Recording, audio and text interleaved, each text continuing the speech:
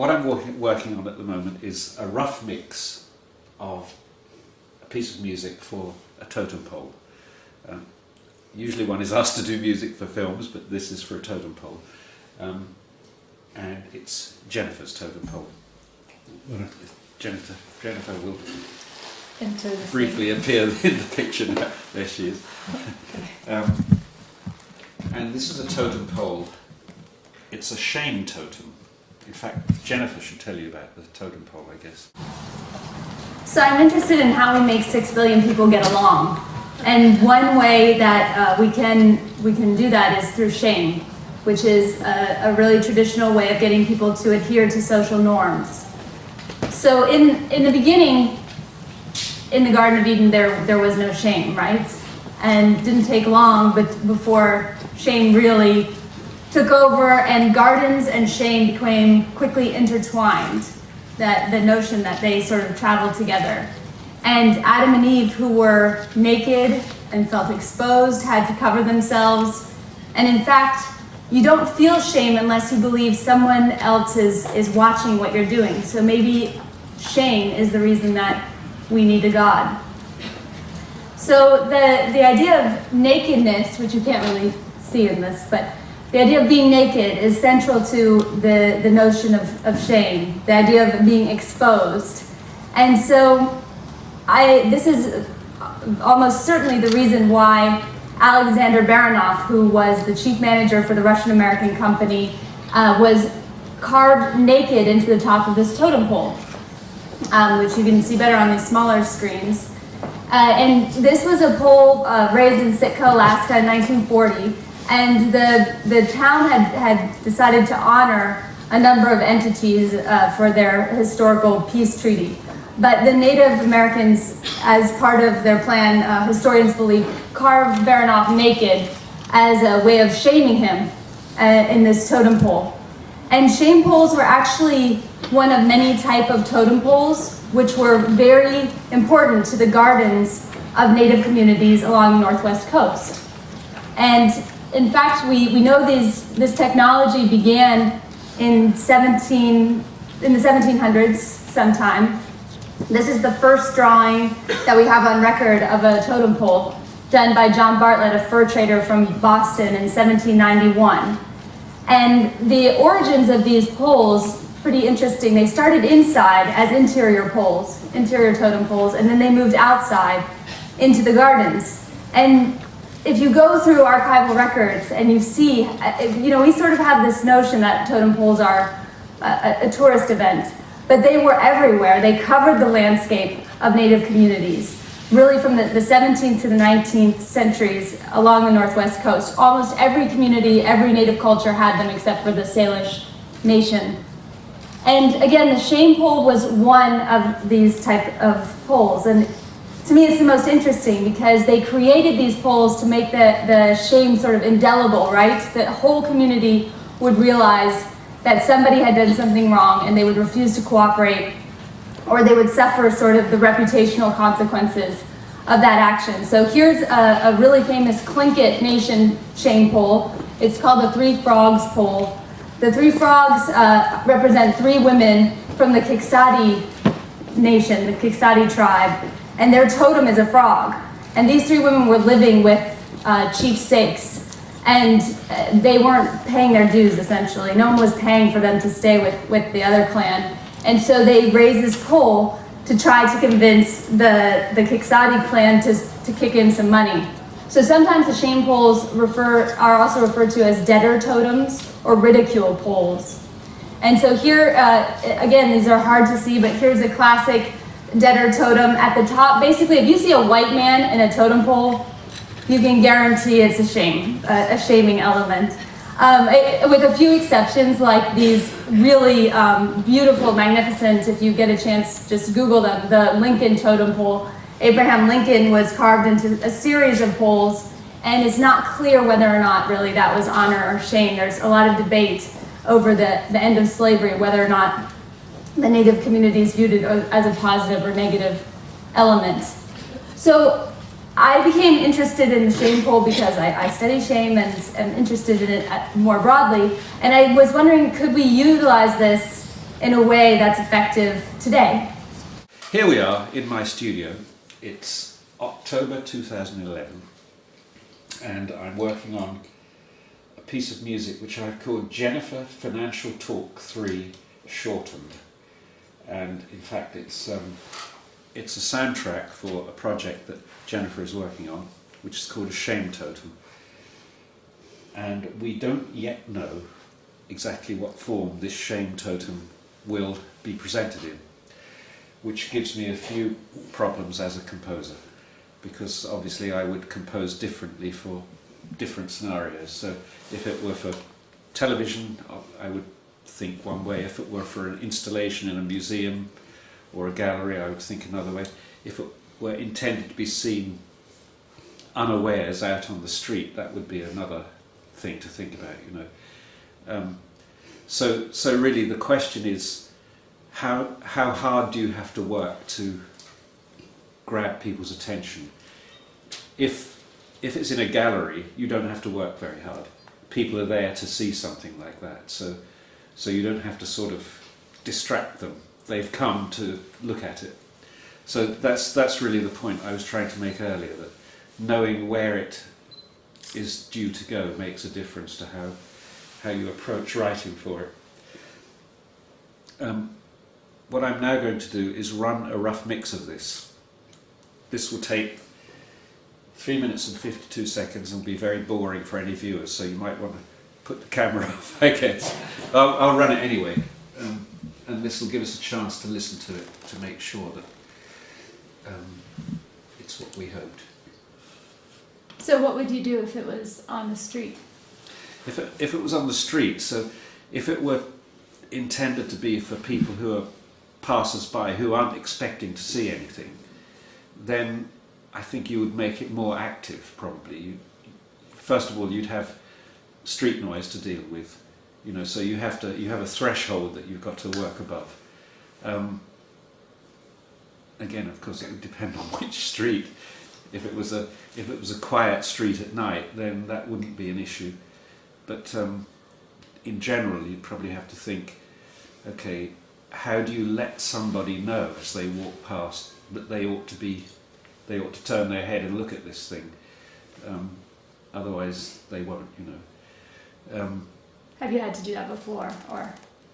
Well, in my installations, I always have music in them, and the main point of having the music, I think, is sort of ergonomic, because it says to people know music is something that happens in time, so therefore they understand you stay around for a little while. They don't know that with paintings. If you look at people in a gallery, they do snapshots of paintings. They don't think of a painting as something that exists in time. So as soon as you put music there, you're saying to them, you are experiencing something in time. And it immediately slows people down. They're given the cue to say, oh, I better hang around a bit, there's music. And the other thing that music does, which is very important, is that it shuts people up. If you have music that is fairly quiet, people coming into a place will briefly stop chattering to each other. Because that's the other thing that people mostly do in galleries, is talk. People in galleries usually talk and read more than they look at paintings. By reading, I mean they look at the labels. I made some films of people in galleries once, and it's very interesting. There's the painting and there's the label. They look at the painting, then they read. They take another look at the painting and move on. So the reading time exceeds the looking time generally. And those were real experiments, or yeah. Oh, okay. Yeah, and of course it's got worse now, because museums think that, you know, it's nice to explain things to people, so they put much more to read there. So they have these long diatribes about what the picture is about and its historical period and the other things that the artist did. So you can go to a gallery now, and it's a little bit like reading a book with big illustrations. But do you think paintings were intended to be looked at for a long time? I mean, yes, I think so. Yes, certainly some paintings were. You know, I think if you think of Renaissance paintings, where there's so much complicated information encoded in the painting, all sorts of cross-references and jokes and undertones and digs at people and characters appearing who were local characters very often. You know, the Virgin, it turns out, oh, it's the baker's wife, and well, not usually the baker's wife, actually, it's the noble's wife. So now that so many people view paintings online only, do you think every painting will have a soundtrack? That's a good idea. You'll get a lot more work. Well, as important as looking at a painting is the cues that the situation around it give you as to what you're doing. So what an art gallery used to do was, it used to say, you're going into a place where your eyes become your dominant sense, which was a very nice feeling, you know, if you like using your eyes anyway.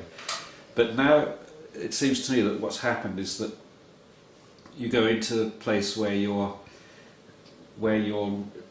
reading becomes the dominant sense, actually, which is sort of your oral sense. You're looking at lots and lots of words. There was a very good show at the Serpentine a few years back, very good show, where they had absolutely no labels on any of the pictures. So that's quite unusual these days. That was by a lot of different artists, and they had maybe 30 works, and none of them were labelled. And it drove some people scatty. It really did. They were very uncomfortable not knowing what they were looking at. Because if you're not told a date, for example, it can be very confusing. Is it an ironic 1940s style picture, or is it a 1940s style picture?